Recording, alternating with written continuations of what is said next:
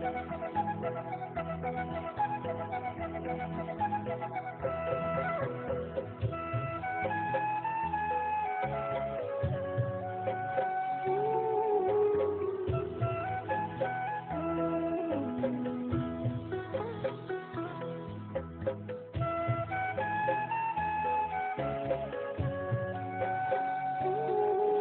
Morning student, কেমন আছো সবাই?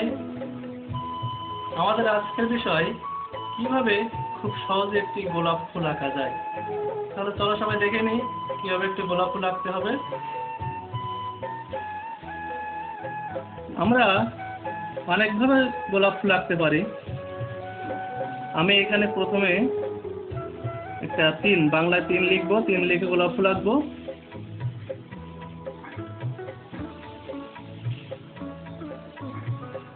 একটা 3 লিখলাম, একটু লম্বা হবে 3টা। এবার একটু উপরে যে একটা প্রশ্নবোধক চিহ্নের মতো হবে। এখন এখান থেকে একটা ডাবল দাগ দিব, এখান থেকে একটু বাঁকা করে একটা ডাবল দাগ দিব। এবার একটা ইউ এর মতো লিখবো, ইউ।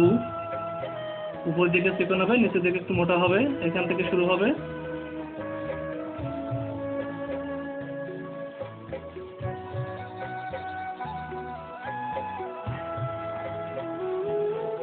পেটটা মোটা হয়ে গেল, উপর দিকে চিকন, নিচের দিকে মোটা। এবার এই দাগটা নিচ পর্যন্ত চলে আসবে। এখন এখান থেকে একটা পাপড়ির মতো দিব, এখান থেকে একটা পাপড়ির মতো দিব, এর সঙ্গে মিশে যাবে। এখান থেকে একটু ভিতরে চলে যাবে। এখন এই দাগটা আমরা মুছে ফেলবো।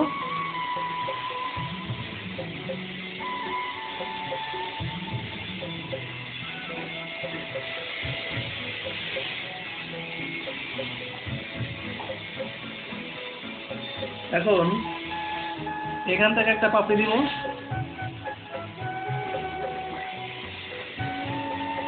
এখান থেকে একটা পাপড়ি দিব, এখান থেকে একটা এখানে মিশে যাবে, এখান থেকে একটা এখানে মিশে গেল, এখান থেকে একটা, এখান থেকে একটা। এবার এখান থেকে একটা পাপড়ি দিলে ভালো লাগবে দেখতে একটু, এখান থেকে একটা পাপড়ি দিলে ভালো লাগবে। এখন এটা মিশিয়ে দিব, এখান থেকে ফুলের গাছ চলে আসবে। এখানে একটু লম্বা হয়ে গেল, এখান থেকে সোজা চলে আসলো, এখানে মিশে গেল। এখন গোলাপ ফুলে একটু পরি দিতে হবে। পরি দেওয়ার জন্য আমরা এটা ব্যবহার করব। এই দাগটা একটু উপর দিকে চলে যাব, এর সঙ্গে মিশে গেল, এখান থেকে এর সঙ্গে মিশে গেল, এখান থেকে একটু লম্বা হয়ে গেল। এবার এখানে পরি হবে, পরিটা একইভাবে ইউর মতো করে লিখবো। উপরের দিকে চিকন হবে, একটু গোলাকার হয়ে নিচের দিকে মোটা হয়ে যাবে। এখানে জিজ্ঞাসা চিহ্ন দেবো, প্রশ্নবোধক চিহ্ন। এখান থেকে চলে আসবে ভিতরে, সোজা চলে আসবে ভিতরে। এখানে একটু বোঠা মতো দিব,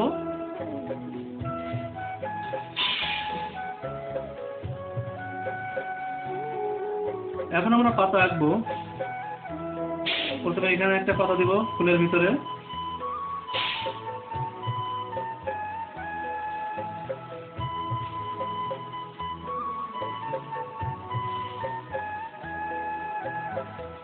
এখানে একটা দিব,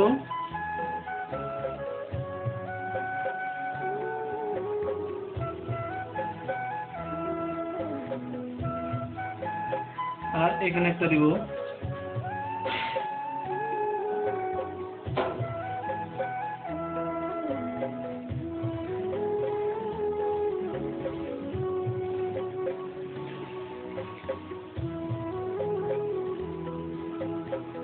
এখন ফুলের গায়ে একটু কাটা কাটা থাকে, আমরা এখানে কাটাটা দেখা দিব, জাস্ট এভাবে দেখালে হবে।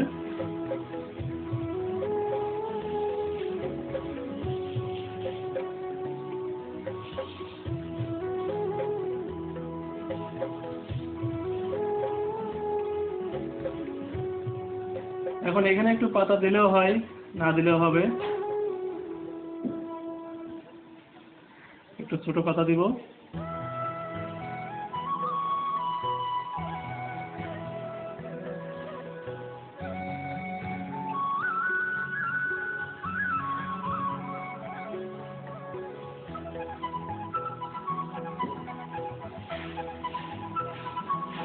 তাহলে হয়ে গেল গোলাপ আঁকা। তোমাদের যদি এটা কঠিন মনে হয় তাহলে তোমরা এভাবে আঁকতে পারো।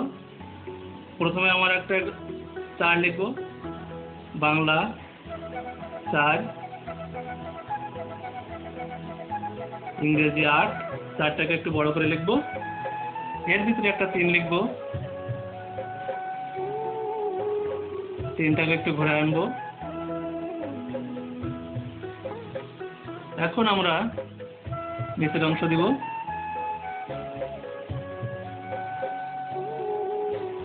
এখানে একটু ভিতরে চলে যাব।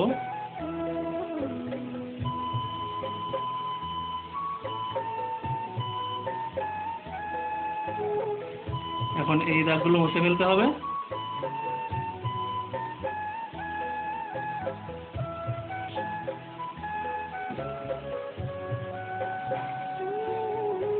এখন এখান থেকে একটা পাপড়ি দিব,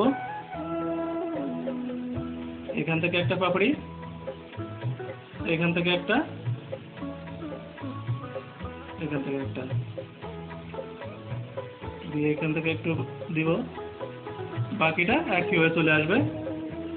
অথবা একটা ইউ লিখতে পারো,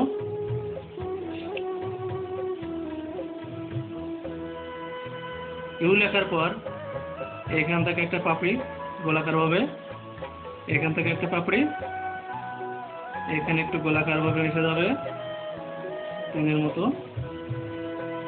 এখানে একটা পাপড়ি দিব, এখানে একটা পাপড়ি। এবার নিচের পাপড়িগুলো দিতে হবে।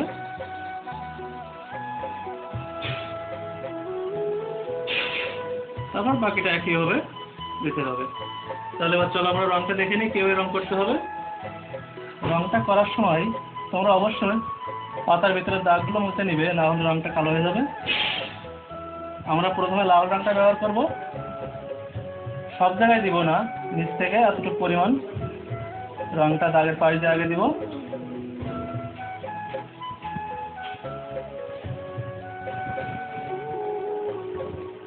লম্বাভাবে দিব রংটা, প্রত্যেক জায়গায় দিব, প্রত্যেকটা পাপড়িতে অর্ধেক করে। এই পাপড়িতে নিচের দিক থেকে, এদিক থেকে নিচের দিকে আসবে, আর এই পাপড়িগুলো এইখান থেকে শুরু হবে এদিকে। প্রত্যেকটা পাপড়িতে অর্ধেক করে লাল দিব।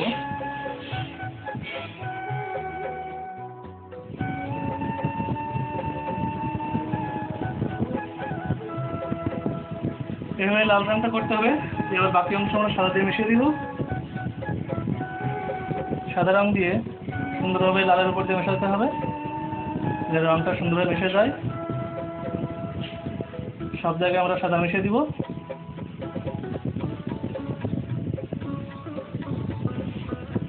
এভাবে মেশাতে হবে।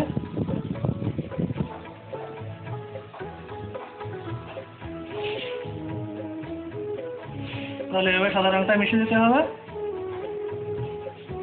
তোমরা চাইলে গোলাপি রংটা ব্যবহার করতে পারো, সরাসরি গোলাপি রংটা দিলেও হবে, লাল সাদা না মিশিয়েও গোলাপি দেওয়া যাবে। এখন আমরা কড়ির ভিতরে একটু লাল দিব, লাল দিয়ে সাদা মেশাবো একইভাবে। এখানে যেভাবে দিয়েছি একইভাবে লাল সাদা মিশিয়ে দিব। এখানেও লাল হবে, লাল সাদা।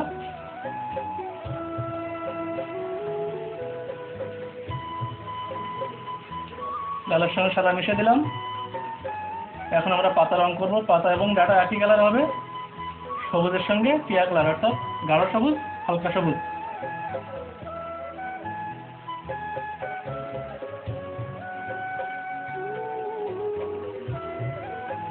এভাবে সমস্ত দিতে হবে। খেয়াল করতে হবে যেন দাগের বাইরে না যায়।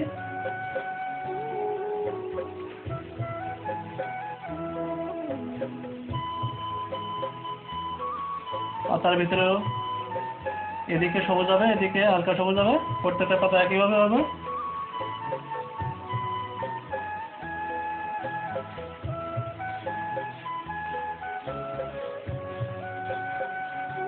এভাবে সবুজটা দেওয়ার পর আমরা হালকা সবুজ দিয়ে মিশিয়ে দিব। টিয়া কালার অর্থাৎ এটা দিয়ে পুরোটাই মিশিয়ে দিব, সবুজের সঙ্গে মিশিয়ে দিব।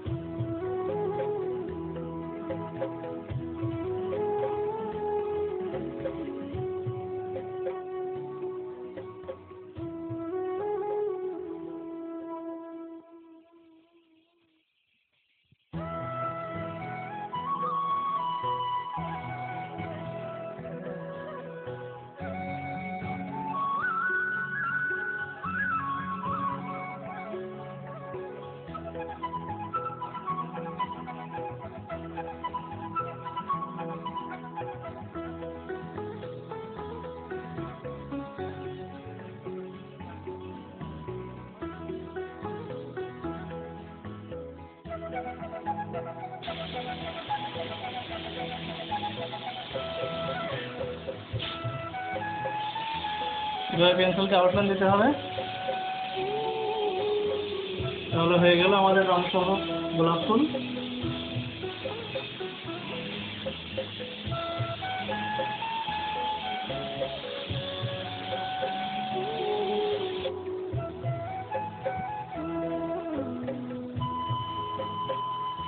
তাহলে আজকে এ পর্যন্ত।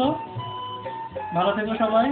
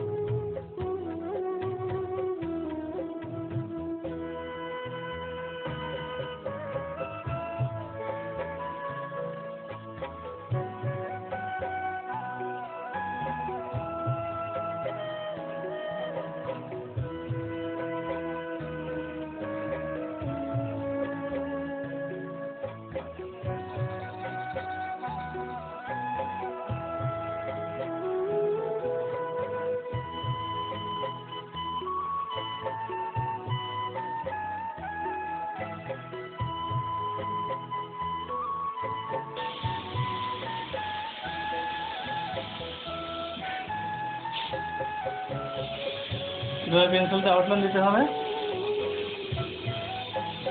তাহলে হয়ে গেল আমাদের রং সহ গোলাপ ফুল।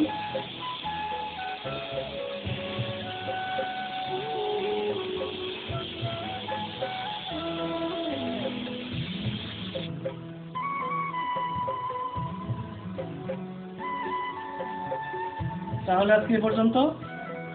ভালো থেকো সবাই।